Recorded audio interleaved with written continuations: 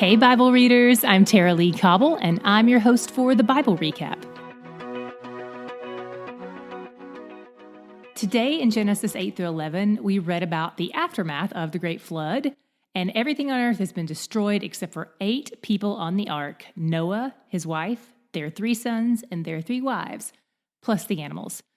Post-flood, we see God establishing this covenant with Noah that he had promised to establish pre-flood, and we see God engaging with this family of people and promising to be faithful to them, despite how every other aspect of their world has shifted dramatically. Everyone they know is dead, the world is muddy and gross, and they're living in a new location. Everything has changed. Even their lifespan will change. We read about this yesterday in Genesis 6:3. God gave them a little heads up not to expect those crazy long lifespans anymore. The environment had changed dramatically, and they're a couple millennia removed from the genetic perfection of Adam and Eve, so it makes sense that they would drop to 120 years at this point. Despite all these changes, God makes some promises to them of something that will not change. He enters into this covenant with them, promising that he will never again destroy the earth with a flood. Later in Scripture, in 2 Peter 3, we find out that he will someday destroy the earth with a fire, but not with a flood. And in the same way that the earth existed after it was destroyed by water, because we're standing on it right now, it will still exist after it's destroyed with fire. In fact, in the eternal kingdom, all of those who have been adopted into God's family will reign with Christ on the recreated earth. We see this in Revelation 5, so if this is confusing to you, hang in there. I know it's still a long way off in our reading plan, but we'll get there in another 11 and a half months or so. I think all this is really interesting, especially as it regards the ultimate limits of global climate change. Now, feel free to disregard everything I say here. This is just my opinion, but from my humble vantage point, climate change really does seem to be happening. I don't think it's a myth. We're causing a lot of damage to the earth God created, and I think it's important for us to be good stewards of his gifts. That's biblical. But I'm not sure how much we're actually going to do that collectively. So I'm comforted to know that God, who is sovereign over it all, promises that there will at least be some kind of limit to the damage that we humans can do. Because Genesis 8:22 tells us that there will always be seasons and harvests as long as the earth remains. But don't get me wrong, that's not an excuse to just live however we want. That's not the messaging here. God has some plans he calls Noah to join in on, given that there are now only 8 people on earth, and especially given God's ultimate plan to send the Messiah through a poor woman who wouldn't even be born for another 2,000 years. God reminded them in Genesis 9:1 that they had a role to play in accomplishing his purposes by telling these 8 people to be fruitful and multiply.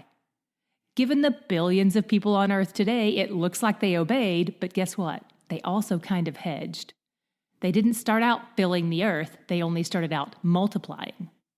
In 11:4, we see how they really prefer to stay put instead of spread out. They pridefully reject his command, but God, being the sovereign God that he is, continues to work out his plan despite their resistance. In 11:9, he disperses them over the face of the earth. Rest assured, he accomplishes his plans. We cannot thwart his will despite our best sinful efforts. And this should feel more like a great comfort to us than a threat. Aren't you glad you can't mess up his plan? I know I am. We hit another weird patch in Genesis 9:18 through 27, and there are a lot of theories about what's going on here. There's much debate about what this part about Noah's sons seems to mean, but the general conclusion is that his son Ham committed some kind of action that was contrary to God's orders, so much so that it was obvious. And again, like we talked about when Cain murdered Abel, we're still pretty far ahead of the 10 Commandments here. But there's still an understanding of what's right and wrong, even though it hasn't been written out with 10 laws on tablets or 613 laws on scrolls, which are coming in our next few books, by the way. As a result of what Ham did, Noah curses Ham and his descendants in 9:25 through 27. And then in 10:6 through 20, we see these cursed descendants listed out. One curse line that I really want to highlight is one that we'll continue to see throughout Scripture. They're the Canaanites.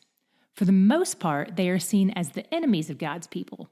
But he does some really beautiful things by redeeming people outside of his clan, like Rahab the prostitute, who was a Canaanite, but who is also part of the lineage of Jesus.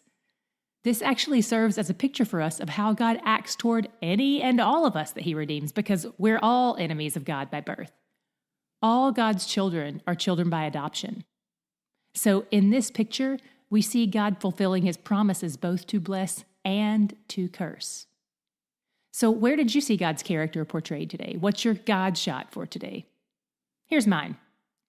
He's a God who blesses and who curses. Now, if you remember, he did a whole lot of blessing in the first few chapters of Genesis, and we saw more of that today. We hear people say a lot that God is love, and that's true, but it's incomplete. He doesn't just dole out blessing. He's much more complex than that. And even still, what we see is that he's a God who blesses his enemies. Like I said, that's how we all started out. And for those of us who've been adopted into his family, we were blessed when he pursued us as his enemies and clothed us in the righteousness of Christ.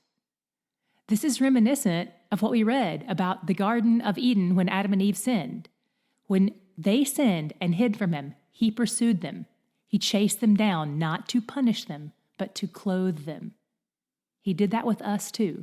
It's evident every day on the pages that we're reading that he's where the joy is. Tomorrow we're going to move into the book of Job, and we'll be there for a little less than 2 weeks.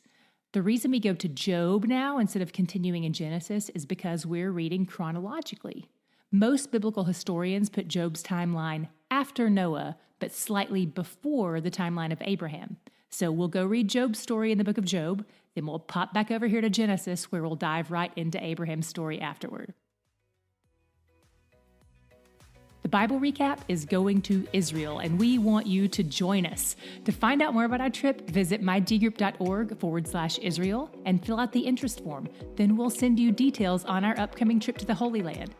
You can also swipe up in the show notes for a direct link. It's a great chance to see Scripture come alive. It's the best trip I've ever taken, and I really would love for you to join me. The Bible Recap is brought to you by D Group, discipleship and Bible study groups that meet in homes and churches around the world each week.